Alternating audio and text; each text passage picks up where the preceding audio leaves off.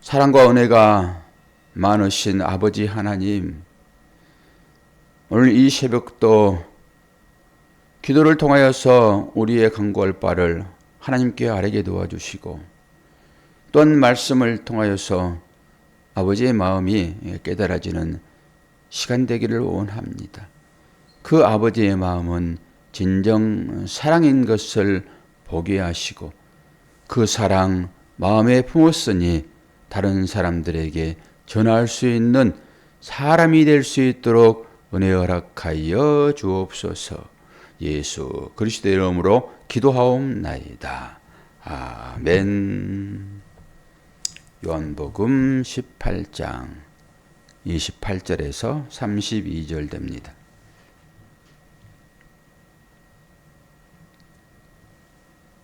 (28절에서 32절) 그들이 예수를 가야바에게서 관정으로 끌고 가니 새벽이라. 그들은 더럽힘을 받지 아니하고 유월절 잔치를 먹고자 하여 관정에 들어가지 아니하더라. 그러므로 빌라도가 밖으로 나가서 그들에게 말하되, 너희가 무슨 일로 이 사람을 고발하느냐? 대답하여 이르되, 이 사람이 행악자가 아니었더라면 우리가 당신에게 넘기지 아니하였겠나이다. 빌라도가 이르되, 너희가 그를 데려다가 너희 법대로 재판하라. 유대인들이 이르되, 우리에게는 사람을 죽이는 고난이 없나이다 하니, 이는 예수께서 자기가 어떠한 죽음으로 죽을 것을 가리켜 하신 말씀을 응하게 하려 함이러라. 아멘. 예수님으로 보게 되면은 아주 고단한 하루가 되겠습니다. 새벽부터 밤늦게까지 신문을 당하시고 이제 죽으시잖아요. 결국 예수님에게는 최후의 마지막 날이라고 생각하시면 되겠습니다. 이제 빌라도가 예수를 이제 신문하고 또 심판을 하는 그런 과정 중에 있죠. 28절을 딱 보면은 어떤 생각이 듭니까? 그들이 예수를 가야바에게서 관정으로 끌고 가니 새벽이라. 그리고 그들은 더럽힘을 받지 아니하고 유월절 잔치를 먹고자 하여 관정에 들어가지 아니하더라. 이 관정은 총독이 살아가는 집이잖아요. 이방인의 집이잖아요. 그런데 유월절 어린 양을 이방 땅으로 보내고 자기들은 더럽힘을 받지 않겠다라고 하는 그러는 것입니다. 이런 말씀을 가지고도 우리는 딱 말씀이 떠오르지요. 우리는 말씀의 전체적인 윤곽을 다 알고 있고 결론까지 알고 있잖아요. 그러니까 결론을 알고 있는 사람들은 그 과정을 잊어버렸더라도 이 본문을 보면은 이제 생각이 나야 됩니다. 또 해석도 해야 되고요. 단순히 그냥 지나가는 것이 아니잖아요. 뭡니까? 나름대로 해석을 하셔야지 여러분의 인생의 삶에 대한 해석이 나옵니다. 인생의 삶의 해석이 되지 않으면은 어둠 속을 걸어다니는 것처럼 그렇게 되죠. 이게 시각장애인이 더듬더듬 길을 가는 것과 뭐가 다릅니까? 여러분 인생에 해석되지 않으면은 그걸 보셔야 되겠죠. 지금 유월절 잔치를 먹으려고 유월절의 어린 양을 이방 땅으로 보내는 딱 그렇게 보여주잖아요. 지금 자기들은 자기들 나름대로 잔치를 음식을 먹겠다라고 하는 거잖아요. 즐거움을 찾겠다. 자기 나름대로. 그 율법을 가지고 성문서인 율법을 가지고 그 율법 안에서 자기들은 잔치를 하겠다 이런 거잖아요. 그런데 그 율법의 내용은 어린 양에 대한 내용이잖아요. 그게 6월절 출애굽기 때 제정되어진 절기고요. 그렇게 이 절기를 분별하지 못하는 사람들이잖아요. 인생을 살아가는데 그 인생에게 주어지는 그 일들을 분별하지 못하는 사람들.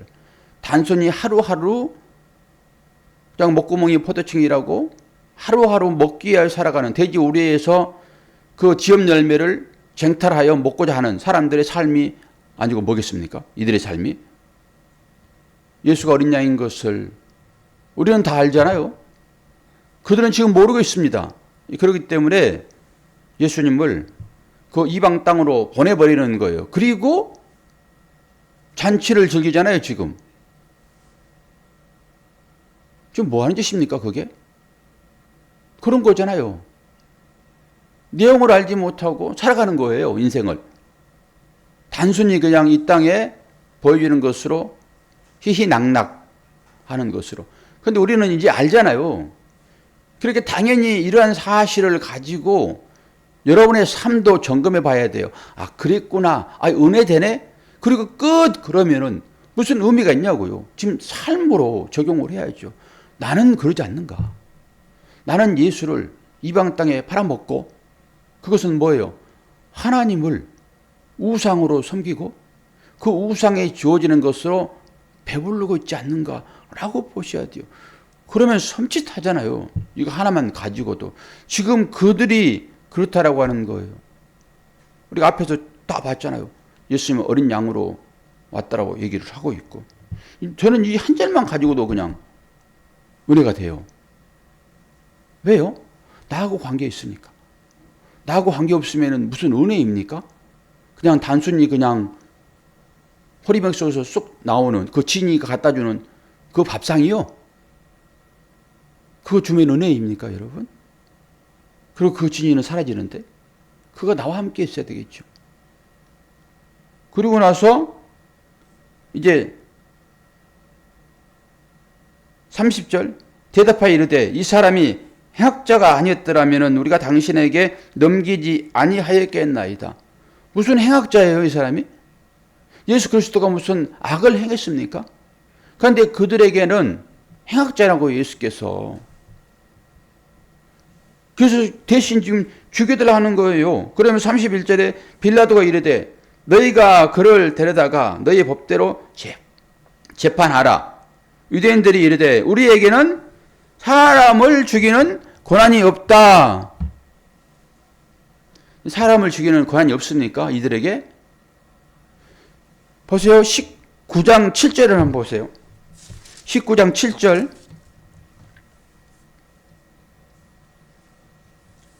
그 19장 7절을 보면은 유대인들이 대답하되 우리에게 법이 있으니, 유대인 법이 있어요. 법이 있으니 그 법대로 하면 그가 당연히 죽을 것은 그가 자기를 하나님의 아들이다 함이니이다. 하나님의 아들이라고 신성 모독했잖아요. 그럼 죽습니다. 하나님을 대신하여 부모를 줬잖아요. 그래서 부모에게 제대로 하지 않으면 그 자녀는 죽습니다. 돌을 맞아 죽어요. 살인하는 사람 마찬가지, 간음하는 사람 마찬가지, 다 죽습니다. 이들에게 법이 주어져 있어요. 율법이라고 하는 이 법이, 대단한 법이. 그들은 그 법을 최고의 가치를 여기고 우리에게만 이 법이 주어져 있지 너희들에게는 법이 주어져 있지 않았어 라고 이방 사람들을 무시하잖아요. 선민이에요, 이스라엘 사람들이. 그런데 지금 법이 없다라고 얘기하죠. 이게 무슨 말인 것 같아요? 분명히 법이 있어서 이 법대로 하면은 신성모독으로 죽을 수 있단 말입니다. 그런데 법이 없다고 그래요. 사람을 죽일 수 있는 법이 없다라고 얘기하죠. 그러면 여러분들 생각해 봐야 돼요. 제가 생각을 해보니까 왜 이런 사람들이 법이 있는데도 불구하고 왜 법이 없다고 그러지?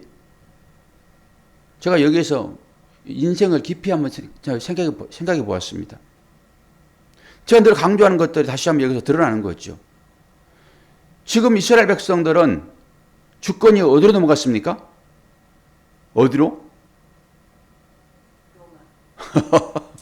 로마로 넘어갔잖아, 로마로. 귀여워요. 로마로 주권이. 주권을 빼앗긴 거예요. 저 나름의 이건 해석이기 때문에 여러분들이 취하든 안 취하든 상관없어요. 저는 이렇게 말씀을 보는 것입니다. 주권이 로마로 넘어갔으니까 함부로 못해요. 내 법으로 죽이고 싶어도 상위법이 있으면 안 되는 것입니다. 상위법이. 그렇게 로마의 주권을 빼앗겼기 때문에 로마의 법으로 이들은 치리를 당하고 있는 거예요. 사람 죽이는 것은 로마 법에 의해서만 가능해요. 그래서 지금 이들이 그런 얘기를 하고 있는 것 같아요. 제가 보기에는 이해가 되죠.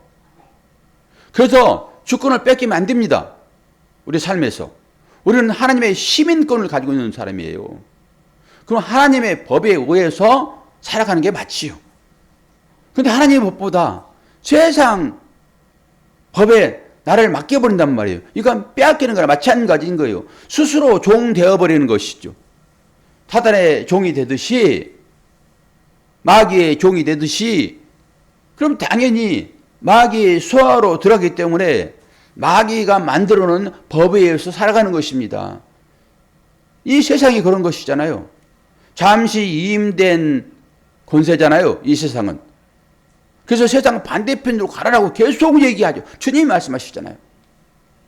너는 세상과 다르다. 너희들은 택한 하나님의 자녀들이야. 그러니 하나님의 법에 의해서 살아가야 돼 라고 말씀하셨기 때문에 우리는 하나님의 법인 이 말씀에 순종하며 살아가면 되는 것입니다. 그래서 그런 얘기를 하고 있어요. 지금 법이 분명히 존재하는데도 주권을 빼앗겼기 때문에. 그럼 이들이 주권을 일부러 내준 거예요? 그러지 않잖아요. 우리는 범죄의 함으로 인하여서 바벨론에 팔려가잖아요. 이스라엘 백성들이. 우리도 그렇게 내준 바 되는 것이고. 그런데 이것을 이제 여러분 아마 큰 틀에서 한번 보세요. 이들은 알지도 못하고 인생을 살아가고 있습니다. 역사에 의해서 이스라엘 백성들이요. 의문도 모르고 팔려가는 거고요. 물론 선지자가 얘기는 하고 있지만은 그들은 잘 몰라요. 믿지도 않았고요. 근데 팔려가는 것입니다. 팔려가는 것이 그냥 비행기 타가지고 그냥 팔려갑니까? 편안하게? 그러지 않잖아요. 바벨론이 침공을 해요. 전쟁이 일어난다고요. 그 전쟁이 누구에 속해 있습니까? 하나님께 속해 있다니까요. 그리고 이 로마로 이 압제당하고 그들의 법에 따를 수밖에 없는 것은 하나님의 계획 가운데 있어요. 왜 하나님의 계획 가운데 있는지를 제가 살펴드릴게요.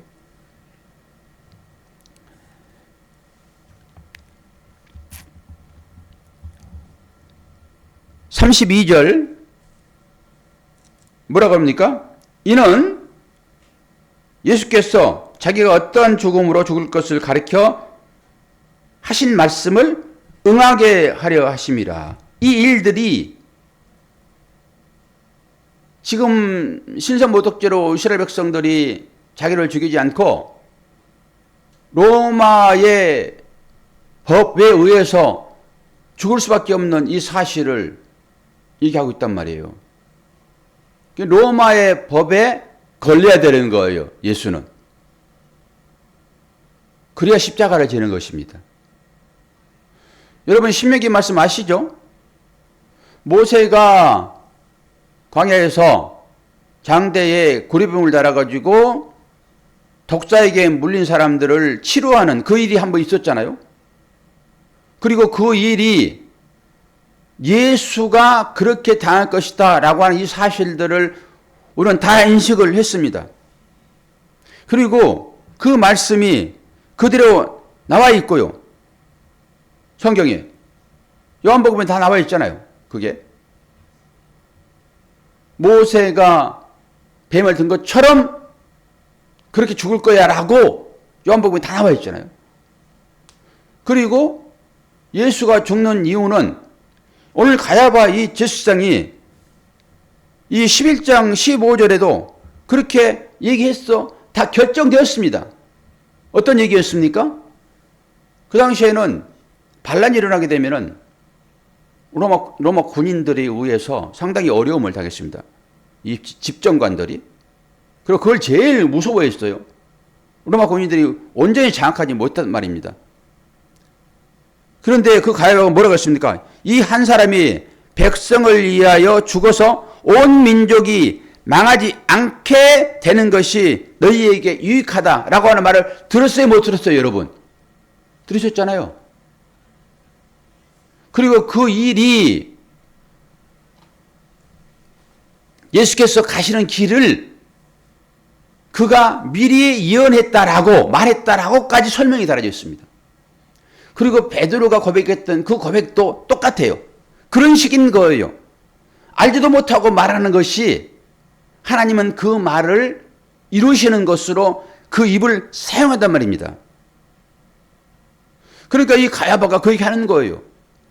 이 한 사람이 차라리 죽게 되면은 우리 민족에게 닥칠 그 일은 뭐예요? 이 사람 때문에 반란이 일어나고 어려움을 당하게 되면은 로마 공인들이 지배하게 돼 있잖아요. 또다시.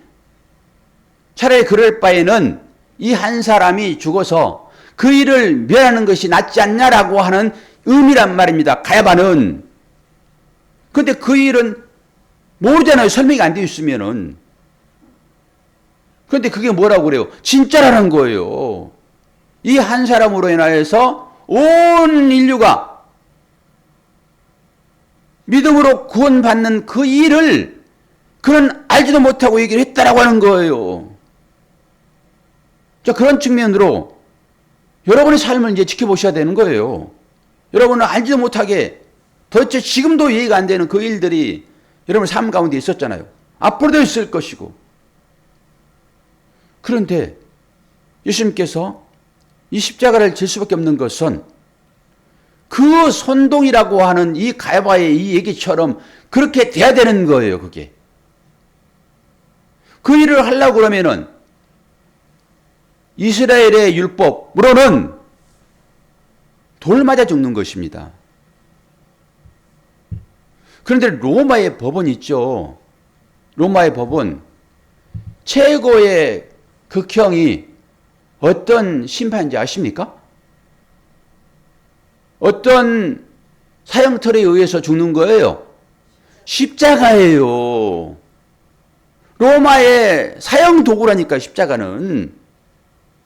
극한 혐오자들, 정치범들, 난동을 부렸다든지 이런 식으로 사람들을 충동시켜서 시위를 했다든지 로마 사람들이 제일 싫어하는 것, 이걸 한 사람들만 십자가를 통해서 죽였단 말입니다. 이렇게까지 생각이 들어오니까 하나님의 계획하심은 1.1획도 변경이 없습니다. 하나님은 하나님의 계획한 그 스케줄에 따라서 일을 하세요. 우리의 구원을 이루시기 위하여 로마의 압제 가운데로 들어갈 수밖에 없는. 왜? 말씀을 이루어내야 되니까요. 신명기에서 나와 있는 이 말씀을 이루어내야 되니까. 모세가 들었던 그 일을 당연히 그 방법으로 구원을 해야 되니까. 하나님께서 이렇게 로마의 압제 가운데 들어가게 하고 그 로마의 법에 의해서 십자가를 질 수밖에 없는 무슨 일입니까? 말씀을 이루기 위하여. 하나님은 그렇게 인생을 이끌고 있다 라고 하는 이 사실들이 새벽에 인식이 되면서 그렇지, 하나님은 하나님의 뜻대로 당신의 일을 하신다라고 하는 거예요. 핸드폰 안 나옵니까? 지금 잘 되고 있어요. 예. 화면이 없어졌다고 얘기를 하셨는데 여기서는 잘 중계되고 있습니다. 제 핸드폰도 잘 되고 있거든요. 권사님은 이 내용을 모르는 거예요. 온라인 중계 때문에 지금 그런 얘기를 하고 있어서 여기 많이 들어오세요. 우리는 지금 단촐하게 예배드리지만은 제가 권사님만을 위해서 설교하는 것이 아니라 권사님은 내 앞에서 설교의 도구로 쓰여지는 것이고 그렇게 은혜 받고 대면하여 그리고 이것을 이 은혜 받는 서로의 이 얘기가 중개를 통해 가지고 다른 분들에게 전달되고 있단 말입니다.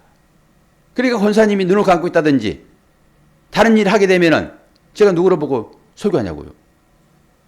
그러니까 권사님 헌신되어지는 거예요. 다른 분들의 은혜를 이루기 위하여. 이렇게 보시면 되죠. 그럼 보세요. 이것이 실제적으로 일어난 일들이고, 그럼 우리는 이 일정 가운데 있다라고 생각을 하고, 하나님은 우리를 당신의 아들을 죽여서 피로 값주고 산 우리가 되었잖아요. 지금 하나님 나라가 되었잖아요.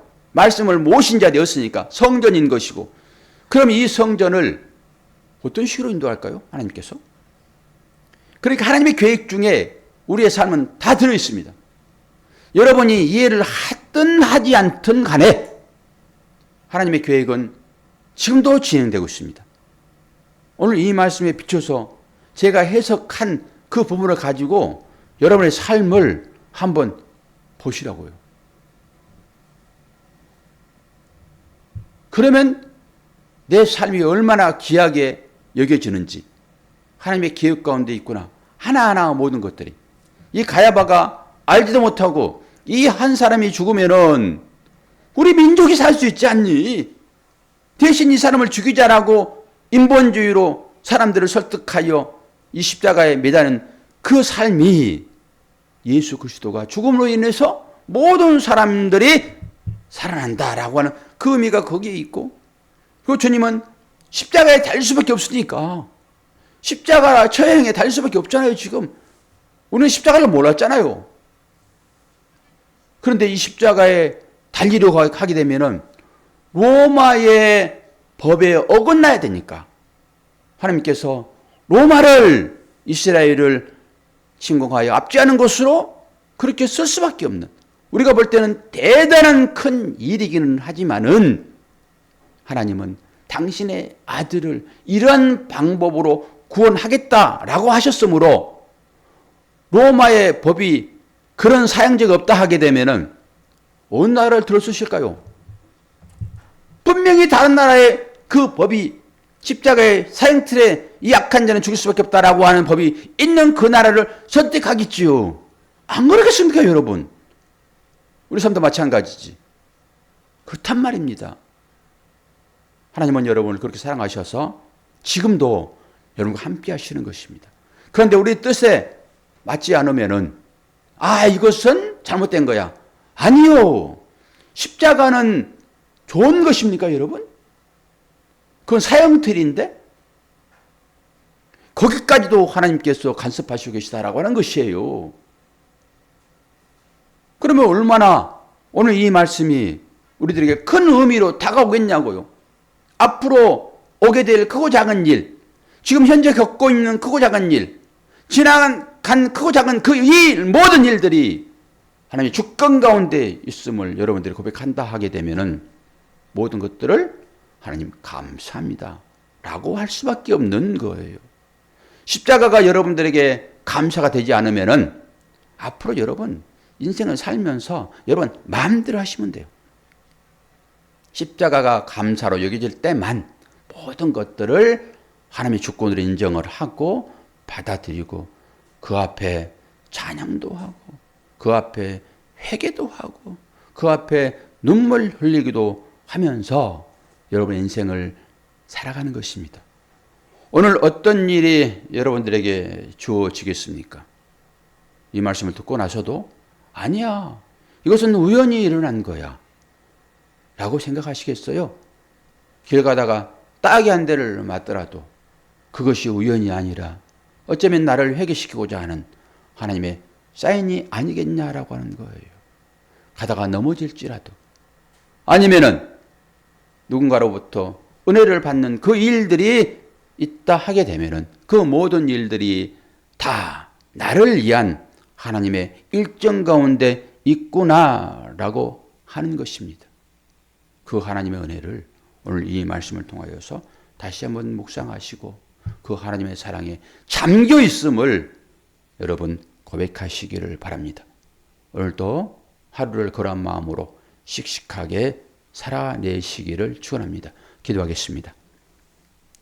좋으신 아버지 하나님, 아버지의 사랑과 은혜를 감사합니다. 주께서 십자가에 달리시는 것이 단순한 것이 아니라 모든 역사를 주관하시는 하나님의 계획 가운데 있음을 고백합니다. 오늘 새벽을 깨우는 사랑하는 자녀들의 삶 가운데도 이렇게 특별하신 하나님의 계획이 있고 또한 앞으로도 그 일들이 이루어질 것인데 믿고 하나님 앞에 고백하는 기도하는 하나님의 자녀들 될 수 있도록 은혜 허락하여 주옵소서. 무엇을 만나든지 간에 누구를 대하든지 간에 사랑으로만 대할 수 있도록 인도하여 주옵소서. 감사드리며 예수 그리스도의 이름으로 기도하옵나이다. 아멘.